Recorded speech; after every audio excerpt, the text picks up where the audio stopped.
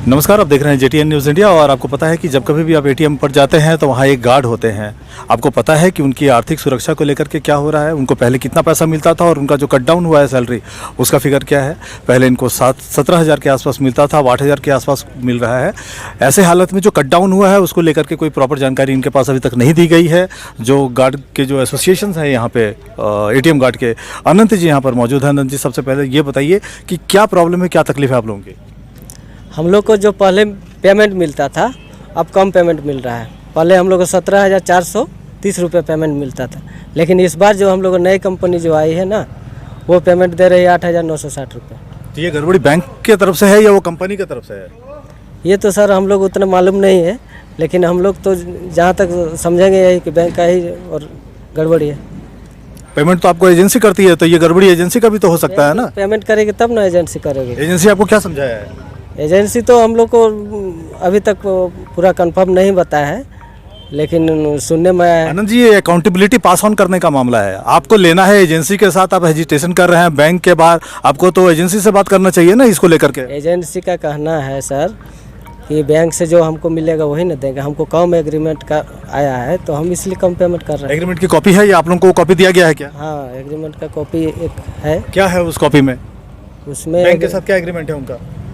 उसमें बैंक के साथ एग्रीमेंट है एक गार्ड का 19,000 रुपये। 19,000 रुपया? तो कम जो एजेंसी है वो आपको 8,000 क्यों देती है 19,000 के बदले? उसका जैसे ये GST कटता है और हम लोग का PF PSI सब चीज़ काट छाट के हम लोग को कंपनी का कहना है कि 9,500 पेमेंट उन लोग को दिया जाएगा।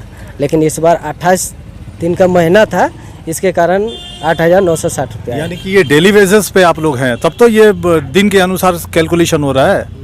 उनका कहना है कि 30 दिन में 9,500 पेमेंट मिलेगा। यानी कि बैंक के साथ एग्रीमेंट है 19,000 में, आपको दिया जाता है 9,000 के आसपास। क्या सही है ये फिगर? हम लोग का सही कैसे सर? पहले मिलता था उतना, और फिगर सही है ना? इतना ही मिलता है, 9,000 ही मिलता है ना? अभी आया इस बार का पेमेंट, फर्स्ट पेमेंट आया है 8,960 रुपये। इसके अलावा क्या कहना चाह रहे हैं ये बताइए। हम लोग यही चाहते हैं कि हम लोग को पैसा इतना में हम लोग काम नहीं चल, वो जो पहले मिलता था वही पेमेंट हम लोग को मिले बस। गीता जी, कोरोना काल में भी आप लोगों ने ड्यूटी किया है और अभी नोटबंदी के टाइम में भी बहुत हेक्टिक ड्यूटी था आप लोगों का, और अब जाकर के एजेंसी का ये रवैया है, क्या कहना चाहेंगे आप? सर, इसके लिए तो हम लोग आप ही लोग से उम्मीद लगाए हैं कि कुछ ऐसा कर दीजिए कि जो हम लोग और हम लोग का बाल बच्चा अच्छे से रह पाए, अच्छे से उनको पढ़ाई शिक्षा दे पाएँ। इतना कम वेतन में हम लोग से संभव नहीं हो पा रहा है। सब हम लोग सब शौक में आ गए हैं कि इतना कम पेमेंट में अपना बाल बच्चा पढ़ाएं कि अपना रोजी रोजगार चलाएं। क्या करें, कुछ समझ में ही नहीं आ रहा। अभी रीजनल मैनेजर से मिलने जा रहे हैं SBI में, क्या कहने वाले हैं रीजनल मैनेजर को?